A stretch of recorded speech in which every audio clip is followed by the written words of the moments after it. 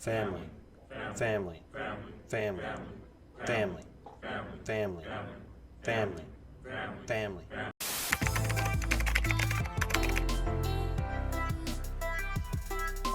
Family, family. Oh, sorry, I was in a trance for a second. Welcome back to the channel. My name is Camster, also known as Cameron, and it's another movie review. It's time. But this one is Fast X. Oh boy. I watched this last night and I have been dreading making a movie review of this because I don't know what to say about these movies anymore. It's basically the same movie, but I'll get to that later on. But if you guys like videos like this, please like, subscribe, all that stuff. It really helps the channel out, helps it grow, and helps me get more movie reviews out like this. So it'd be very much appreciated if you guys could do that. Fast X. Now, Fast X trailers looked fucking ridiculous. Everything just is ridiculous about this franchise, honestly. You couldn't even give me a trailer and I would have known. This movie was entertaining, yes, but I'm also trying to look at it from both sides, both perspectives, because, you know, before all this movie review stuff, I was just a part of the audience, okay? I turned my brain off and I would watch, but I'm also a critic, so I have to figure out how to balance both sides of the coin. And it's really hard when sometimes the stuff that happens in this film kind of takes you out of it a little bit, and it does a lot in this film, even more so than Fast 9. Fast 9, I had not watched prior to this film. I had to watch it the day of Fast 9 and Fast 8 because I hadn't watched both, right? And so Fast 8, Fast 9 leading up to Fast 10, it's just a complete different like style. Like it feels so weird because Fast 9, while it was a much worse movie, I think Fast 9 was probably one of the worst movies in the Fast franchise for me specifically, in my opinion. But this movie, while objectively it is a better movie, it still sucks. And I'll tell you why I feel that way. But before I even tell you why I feel that way, we're just going to get into the positives. Jason Momoa, he was so much fun in this film. He had a lot of fun. And you could just tell by the way he portrayed this character, Dante Reyes. He was one of the sons of the drug dealer in Fast 5, as you've seen from the trailers. And he just had a blast. You could tell like some of his mannerisms. He got to be himself. And if Jason Momoa is like that in real life, then man, I want dinner with him. Not the whole, you know, wanting to kill people part, you know, that part I want nothing part of, but, you know, just, you know, having like his hair in like little ponytails coming out the side and dressed up in these purple outfits, and he rocked those, by the way. But he was fantastic. I really enjoyed him. He was probably the best part about this film. He really elevated it a lot, because without him, I think this movie would be the worst out of all the Fast movies. But he elevates it. And I don't know how or why he was able to play with chicken shit, but he played with chicken shit. He did really well. And I also liked the little funny, like, back and forth that John Cena and Brian's actor, Little Brian. I liked the little road trip. It kind of like brought this bonding moment, and it kind of let Jacob, or John Cena's character, break out of his little, you know, bad guy mold a little bit from last movie. Because last movie, he kind of just walked off and was just like, thank you, Dom. And Dom's like, I'm giving you a second chance. And he's like, okay, cool, whatever. And he walks off. And so we were able to see a little bit more character development from Jacob with this one, because there was no character development at all for Jacob in the last film. And I'm not saying that's John Cena's fault, because John Cena, he's turning into a very good actor, a very good comedic actor, but a good actor nonetheless. And I don't blame him for, you know, not being able to elevate that performance at all. But I really liked him in this film, and in his little relationship with Little Brian.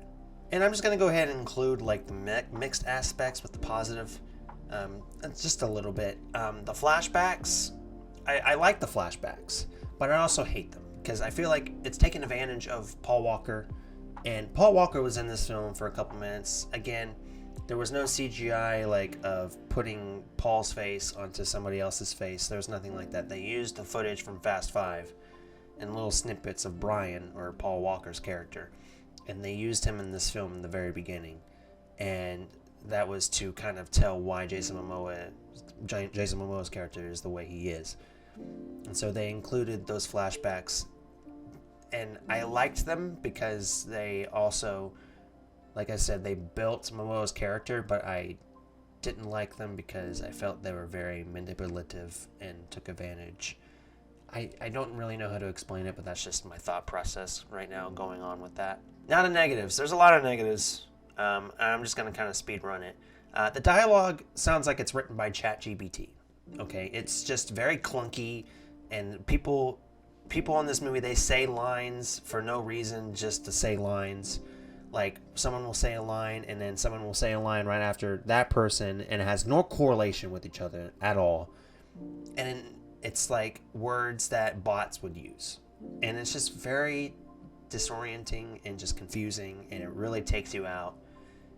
And the scenes that those dialogues take place in, like when you cut from character to character, it's just really choppy, and it's just too many cuts for dialogue scenes, and I don't like it. It took me out so much. And there's too many characters. I don't, like, please, I understand that the theme of this movie is family. It's all about family. Family.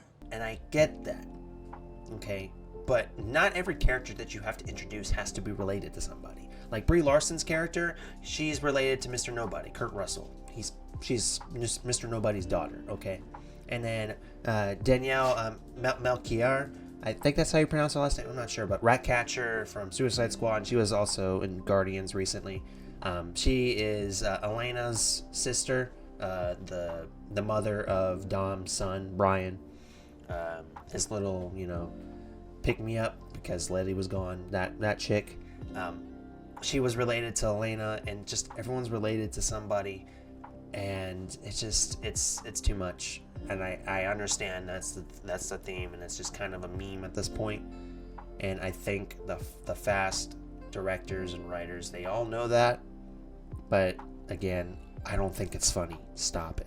And also, I have to mention one of the parts in the film where Dom and little Brian are in his little Mustang, and they've got the two trucks coming in, and they're on the dam, and they drive down this dam, and the fire from these trucks that come together, and they crash, right? And the fire comes down, and it chases after Dom and Brian. And I'm like, that's not how fire works. Fire doesn't chase you. It sits in one place. It doesn't just trail down. Like, unless there's like a whole bunch of gasoline being dumped on this dam 24/7, and it's able to let this fire trail, behind Dom, or maybe Dom's car's leaking gasoline, but they never really explain that. It makes no sense to me, and fire doesn't work that way, and it just takes me out. And I get it. It's like entertaining, turn your brain off. It's not supposed to make sense type thing. But I'm tired of it. I'm sick of it. And no one ever dies. No one fucking dies. Nobody.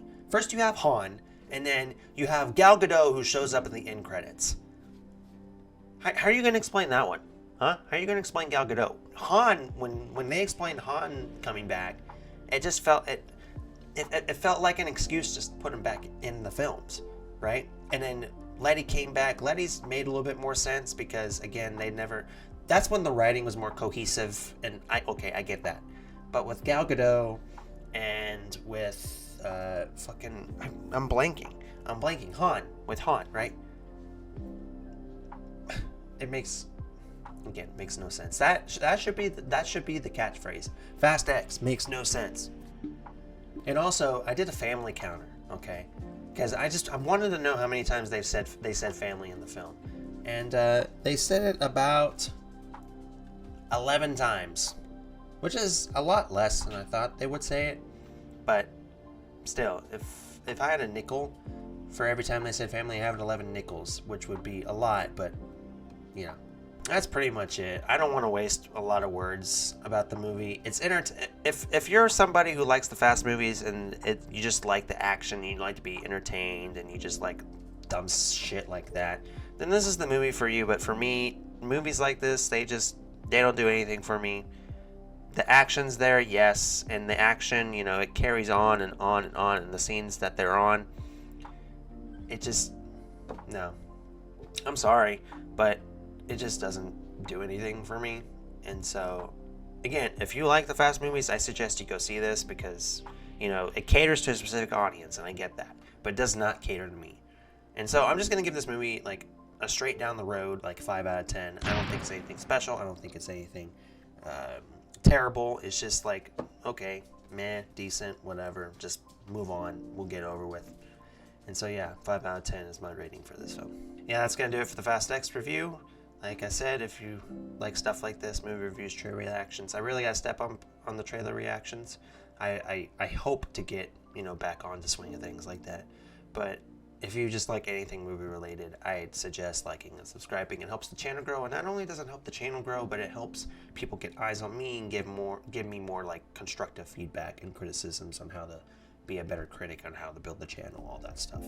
So that'd be very helpful. And if you haven't liked and subscribed, what the hell are you doing? Like and subscribe, damn it.